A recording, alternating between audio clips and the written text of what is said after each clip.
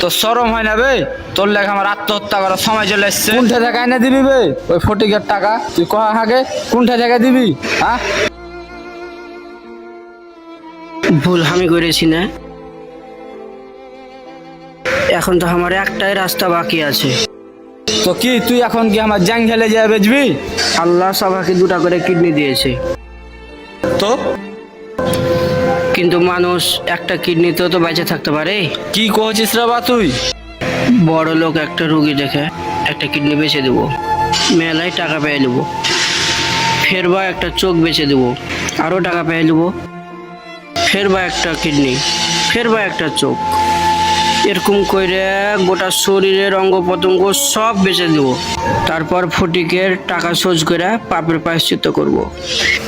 এ বাবা রে বাবা রে বাবা।